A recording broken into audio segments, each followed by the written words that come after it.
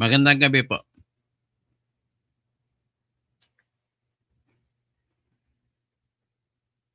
Pag-usapan natin ngayon yung anunsyo ni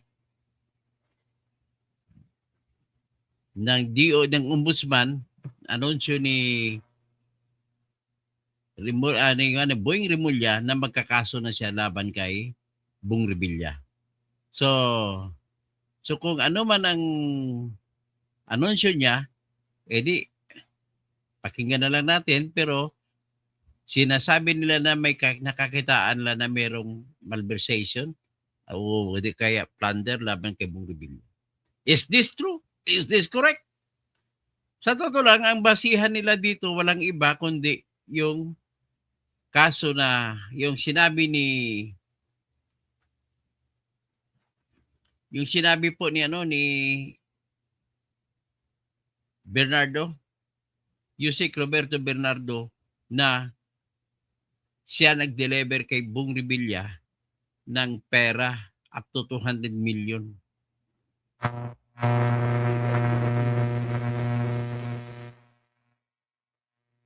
So kung yan ang binasihan, ang tanong natin dito, tatalab ba? Ngayon, nagtatanong na po ako bakit. Kasi unang-una, ito naman, ladies and gentlemen, pumalpak si Rimulya. Saan siya pumalpak? Ang kaso na sinampa niya laban kay Arnolfo Alipid Teves na congressman ng 3rd District ng Negros Oriental ay palpak, nabswelto si Teves. Ito po yung kaso na sinampa nila na pinatay dito yung National Bureau of Investigation agent na si Michael Magkadungo. Pangalan niya si Michael Dungog na naging board member.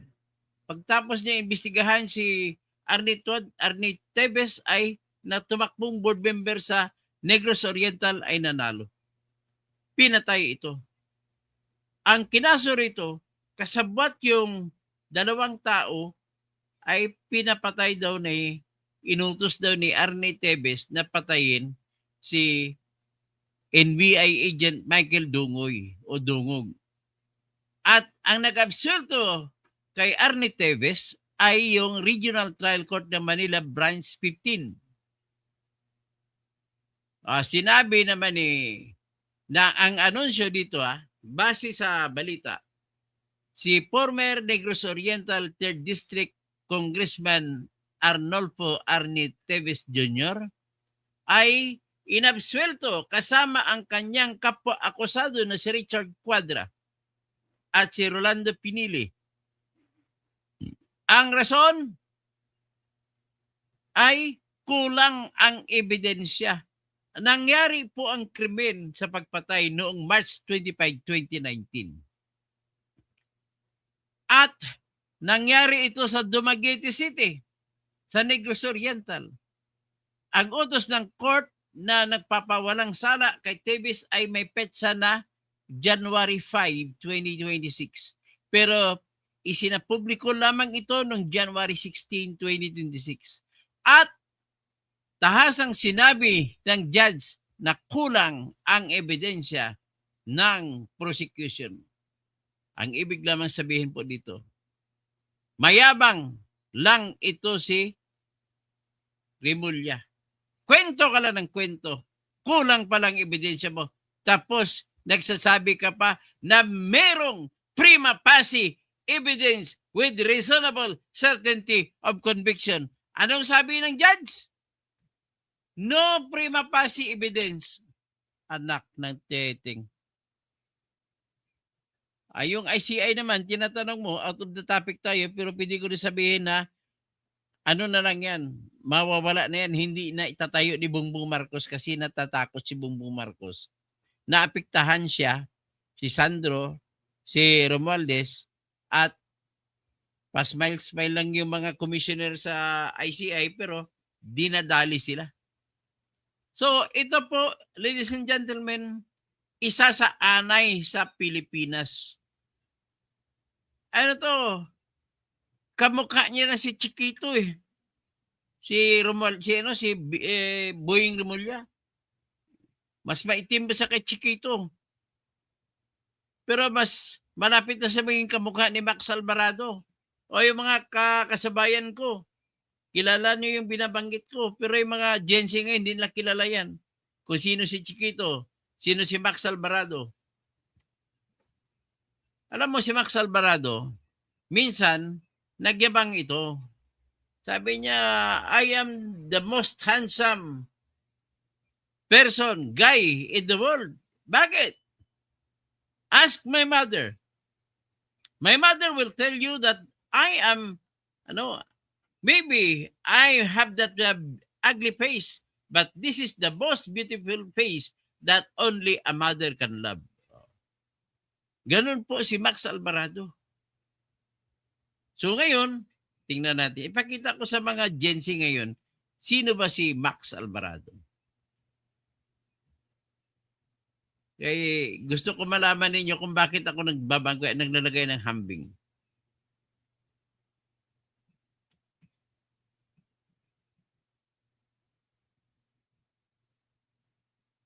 Tingnan ko yung image si Max Alvarado.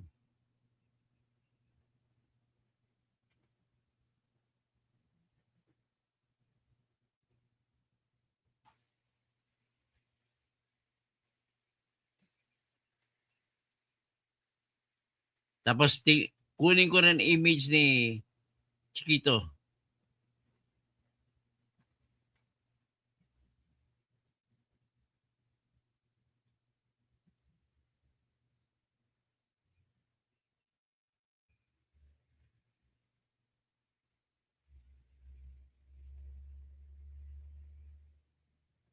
Hinahanap ko yung image ni Chiquito dito eh.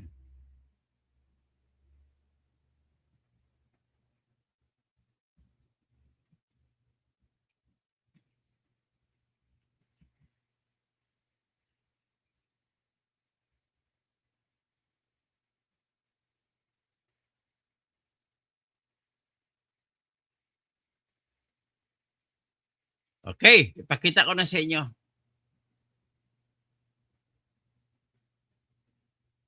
Tingnan nyo kung kamukha ba sila di ano? Kamukha ni Chiquito si Remulla.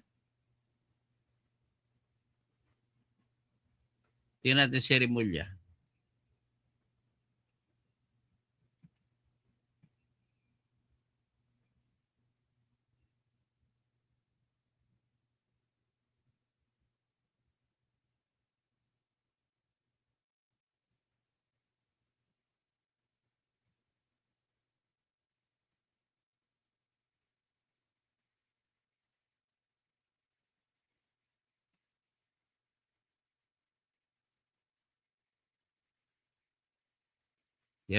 Tingnan natin. Maghanap tayo ng ibang litrato.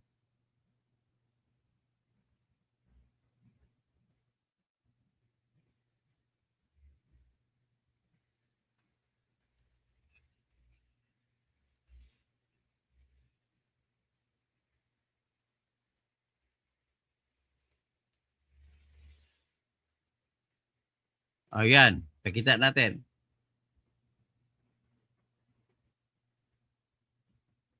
O ito po si Chiquito si Max Alvarado.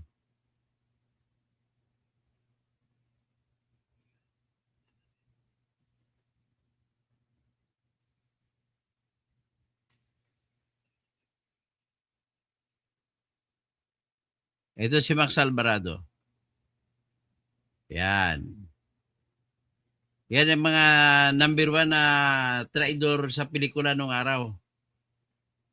Tapos ito naman si Kwan. Ito naman si Chiquito.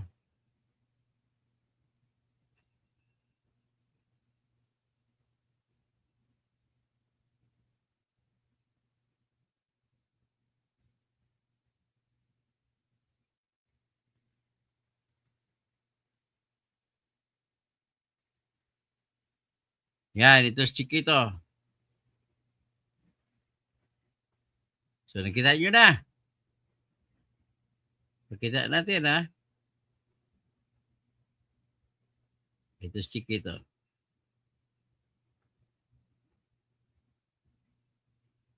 Yan, si Chiquito. Tapos ito naman si Rimulya. Pakita natin si Rimulya. May pakita ko siguro, katabi niyang kapatid niyang gwapo.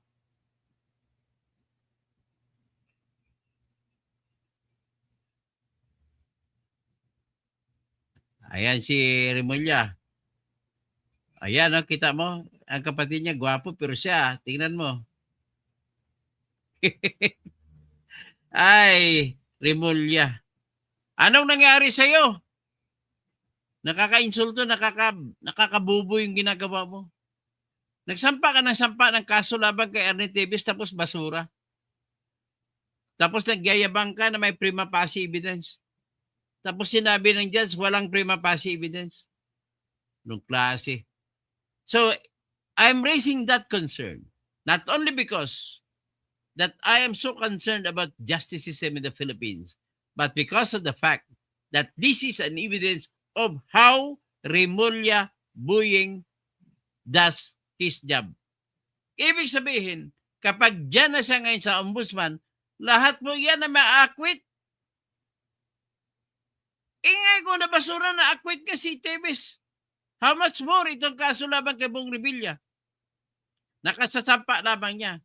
Tapos kinuha mo pa yung apat na state witness. Ano mangyari doon? Tapos ano nalalaman nila? Hindi mo kinuha si Diskay na mas maraming alam. Nako. Ito siguro ilabas ko nga yung balita nga ng ng pag-acquit kay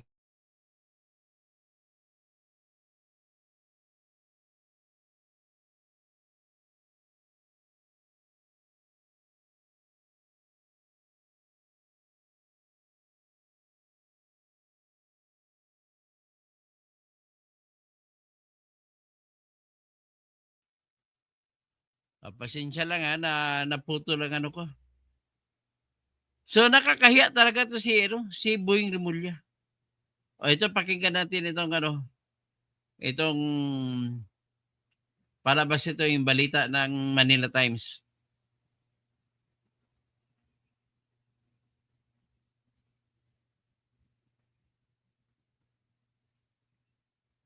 Yan.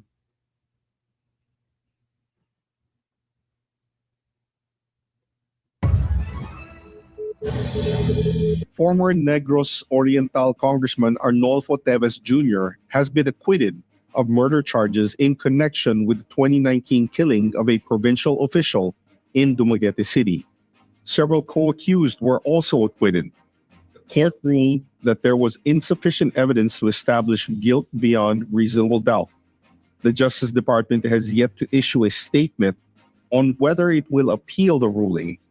Teves is still facing other criminal charges in separate courts. Ayan, nakita nyo na ha? Ano pa kayo niyan? Ano pang maasahan natin dyan?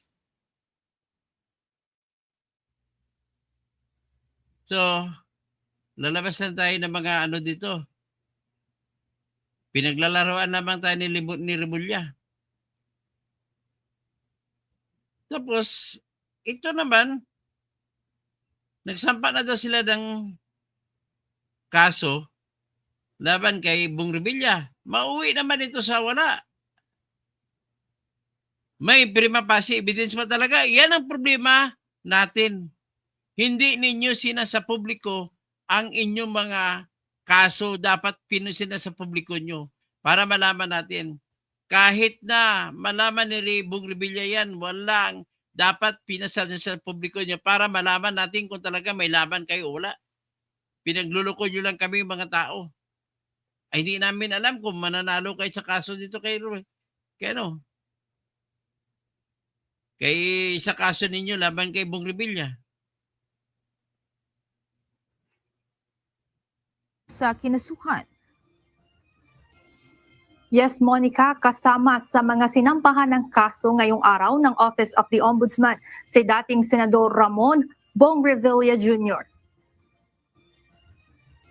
Pasado 2:00 ng hapon kanina nagpunta ang mga opisyal ng Office of the Ombudsman sa Sandigan Bayan upang maghain ng kasong malversation at graft laban kay Revilla at sa 6 na opisyal ng Department of Public Works and Highways Bulacan, 1st District Engineering Office. Kabilang dyan sina former Assistant District Engineer Bryce Hernandez, Engineer JP Mendoza, RJ Dumasig, Emelita Huat, Juanito Mendoza at Cristina Pineda. Ayon sa Office of the Ombudsman, sangkot ang mga ito sa 92.8 million pesos na umano'y Ghost Flood Control Project sa Pandi, Bulacan, kung saan nagsabwatan umano ang mga ito para ma-release ang 76 million pesos na bahagi ng pondo. Paano yan? The Office of the Ombudsman determined that there exists probable cause to file criminal charges in connection with an alleged 92.8 million peso Probable cause? Bakit na-acquit yung kay ano?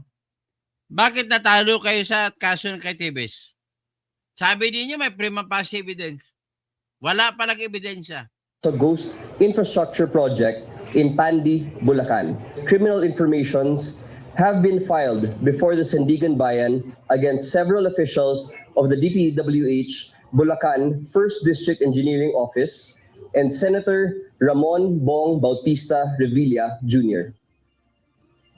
Ayon sa Ombudsman, ini-award ang proyekto noong March 28, 2025 at batay sa mga nakalap na ebidensya at inspeksyon, idineklara itong completed kahit walang nangyaring aktual na konstruksyon sa lugar. Para naman ma-release ang kabuuang pondo, pineke umano ang mga isinumiteng dokumento.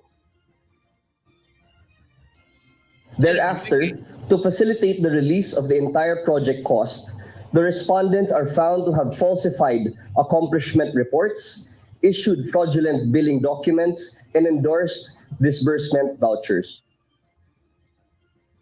Kaugnay ng naisampang kaso, nagsumite rin ng urgent motion for special raffle of cases ng Office of the Ombudsman upang malaman na agad kung alin sa mga dibisyon ng Sandigan Bayan ang hahawak ng kaso. Ito'y upang makapaglabas na rin ng warrant of arrest at hold departure order laban sa mga akusado. An urgent motion for special raffle of the cases, considering that we filed the cases today, Friday, and the immediate issuance of a warrant of arrest and hold departure order. No bail o walang piyansa ang rekomendasyon ng Ombudsman para sa kasong malversation. Matatanda ang unang idinawit si Revilla sa flood control scandal ni dating DPWH Undersecretary Roberto Bernardo na umano'y kumukubra ng kickback mula sa mga infrastructure project ng gobyerno. Monica, ito na ang pangatlong kaso na naisampa ng Office of the Ombudsman na may kinalaman sa mga flood control scandal na nangyayari sa bansa. Una ay yung kaso na kinasasangkutan ni Zaldico na hawak ngayon ng Sandigan Bayan. Pangalawa naman ay yung kaso na kinasasangkutan ni Sara Diskaya na hinahawakan na ngayon ng Lapu-Lapu City Regional Trial Court sa Cebu. Pagtitiyak ni Assistant Ombudsman Miko Clavano, nagpapatuloy yung kanilang preliminary investigation sa iba pang mga individual na sangkot dito sa mga maanumalyang flood control projects, habang ang karamihan naman ay nasa ilalim pa ng kanilang fact-finding investigation. Yan ang balita mo dito sa Office of the Ombudsman sa Quezon City. Balik sa inyo dyan, Monica. Maraming salamat, Evan Alvarez. So, palpak ka na naman, ha? Buhing Remulla. Wala ka dalang kwentang klase. Wala kang klaseng wala kang kwentang ombudsman. Puro yabang, hindi ka naman kasi naging abogado na trial lawyer. Abogado de la mesa ka lang. Ay, nako. Paghabol-habol mo kay Tebes noon, hinabol mo pa sa kung saan-saan. Tinrabaho mo pa na mahuli doon mula sa East Timor. Tapos dito, acquitted lang. Yan si Mike Dungog, yan yung NBA agent na pinatay. At ang tinuro na nagpapatay dyan si Arnie Tevez. Ngayon, sinabi mo noon, ikaw ang Justice Secretary noon, binago mo yung sistema at kailangan magkaroon ng ang ebidensya na tinatawag na prima facie evidence with reasonable certainty of conviction. Ano nangyari? Sabi ng judge, sa kasong TVS na sinampa mo, no prima facie evidence. Kaya acquitted. Natatakot ako. Ganon din ang mangyari sa flood control projects. Natatakot ako sapagkat ang totoong tao na makapagbigay ng maraming impormasyon para sa flood control projects ng mga politiko na mga kurakot ay walang iba kundi yung mga kontraktor lamang kasi sila mismo ang nagbibigay ng pera sa mga politiko. Maliban sa mga mataas na pwesto na DPWH na mga opisyal gaya ni Bryce Hernandez, gaya ni Henry Alcantara, at saka si Roberto Bernardo. Pero hanggang doon na lang ang alam nila. Si Diskaya, napakaraming politiko na bigyan niyo ng pera. Dapat yun ang ginamit ninyo na state witness. Ang nangyari, pinakasuhan pa niyo si Diskaya. Ang kaso nyo kay Diskaya yung nangyari sa Davao Oriental sa kay Congressman Gonzaga na kakampi ni Romualdez. Doon nangyari yan. Big sabihin, ang kaso na laban kay Diskaya ay yung project na hindi nagawa doon sa Davao Oriental. Ngayon, sino ang saasala mo doon? Di ba dapat congressman doon kinasuhan? Bakit hindi kinasuhan na congressman? Alam naman natin na congressman nakatanggap ng pera. O kagaya sa congressman nila ni Pyra dyan sa sa 3rd district, sa Tarlac, si Noel Rivera. Bakit dito sa Davao hindi nyo kinasuhan? Ang kinasuhan nyo lang sa Davao, ang mga Davao Oriental, yung mga district engineers, mga opisyal sa district. Paano na lang yung mga nagnakaw na congressman? Nakangisi? Sabi ni Curly Diskaya, yung ginamit na kaso laban sa kanyang asawa, yung sa Davao Oriental, ang katotohanan daw doon ay totoong may proyekto. Mali ang grid coordinates na ginamit ni Vince Dizon. Tapos si Vince Dizon ngayon, may problema ka na ngayon, Vince Dizon. Dahil sa pagka-collapse ng Binaliw landfill, mabot na mga 36 na ang patay doon. Ikaw ang bibitayin dito kasama mong boss mo na si Rason, si Enrique Rason. Anong proyekto na sa Cebu sa landfill hindi maganda pagkagawa? Dapat ang landfill sa mababang lupa at medyo bulubundukin ang gilid. Ang ginawa niyo sa bundok niyo nilagay landfill. Di matitipag yun. Grabe. Bubos sila, di ba? Okay, thank you, Cheng. Pumunta kami na, pamisa pala kayo. Maraming salamat. So, naalala ko ito yung kapatid ko na namatay na si Yugi Marcial. Brad, Albert Ingito, sama ka to kasuhan pero ma-quit, planado na yan. Delaying and diversionary. Sama, tama. Meant to be dismissed ang kaso. Baka may binigay na pera si Tebes, Mr. Ombudsman. Si Bong Revilla, kababayan mo. Manamang igawan mo ng paraan na ma-acquit din ito. Wala ka talagang kadala-dala. Wala talagang kwenta maging ombudsman ang isang politiko. Mind you, from the very beginning, you do not possess. You are disqualified. Because you're a politician, you have no capacity, you have no competence to be fair. Any person who has been a politician all his life can never be fair, can never be professional in his work as a prosecutor. Kasi ang trabaho ng ombudsman ay prosecutor. Paano mga kakampi mo yung kaibigan mo na politiko? Are you sure na you will really give the full throttle against them to prosecute them to the highest? Ang probiba ko sa iyo ngayon, sinampahan mo ng kaso si Tevez, pero bakit acquitted? Calculated ang mga ebidensya sinabmit nyo. Parang anak mo, kinasuhan ng drugs, acquitted. Parang ganun nangyari kay Tevez. Pera-pera kasi ang laban dito eh. Magandang gabi. Good evening, my apo. Si Cheska. Okay. So hanggang dito lang muna tayo. Brad Albert Ingeto. Good evening here in the Philippines. O yan. Ito na lang masasabi ko. Useless ang proposition natin. Pero pakinggan muna natin yung testigo nila ng tatlo. Palpak na naman ito. Ginawa niyo testigo, mas dapat ang ginawa niyong testigo ay kinuha niyo mga diskaya.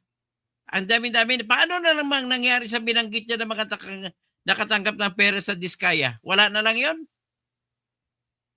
Hindi niyo kinakasuhan? O yung interview kay pakinggan na interview kay Richard Padulyon. Witness protection program. And what we want to get clarity on, first of all, is whether these people, the 4 people, were admitted as state witnesses or were they just placed under the witness protection program. I'm talking about Roberto Bernardo, Henry Alcantara, Gerard Opulencia, and the contractor Sally Santos. When we say that they are already state witnesses under the program, it means that they are already covered and that they already have memorandums of agreement signed with the Secretary of Justice. So in which case, they are already considered as being dropped from the information that will be filed in relation to the cases where they are going to testify. So they are state witnesses. Yes. Okay. Yes, they are considered as state witnesses because they're called on to testify. That's part of the responsibility and the agreement po. Sir, Yeah. I don't wanna go into semantics so much kasi it might become legalist lang eh. But kasi for the benefit of those who do the reporting, and we have to be accurate din kasi, so are they technically already state witnesses, or are you recommending pa lang, is DOJ recommending pa lang to the court to No, sir. discharge them as state witnesses?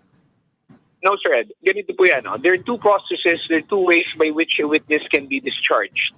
One is yung sinasabi natin through the courts where they are first charged in the information, and then the prosecution will ask that they be discharged as state witnesses. Now, if they applied as for coverage under the witness protection program, where they promise to testify in the cases that are covered by the memorandum of agreement, and the WPP finds that their statements or the evidence that they're bringing forward are sufficient, are material, and can be corroborated, and that they're not the most guilty, they are going to be accepted as state witnesses, which means Kwento ka pa. Hindi naman sinunod. Ang importante dito, na ma-corner natin ang lahat ng politiko.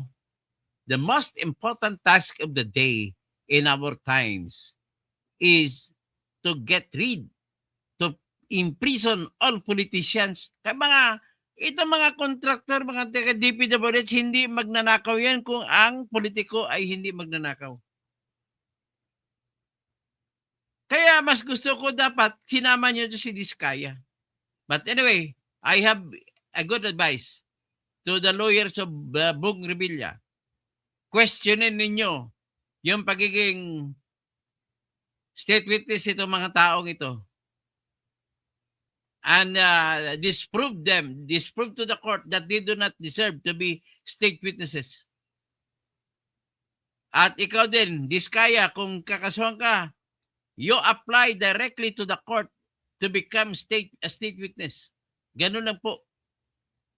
Hindi lang ako makapagtulong sa inyo bilang abogado kasi na-disbarred ako eh. Tanggalan ako ng lisensya. But anyway, that's a good advice for all of you. Hanggang dito na lang po at maraming salamat po. Just I'm asking you to help me by liking my live blogs. Para naman makatulong naman sa algorithm. Kasi lagi akong tinitira, binabantayan po ako ng mga troll farms ni Claire Castro. Tsaka ni Tambaluslos.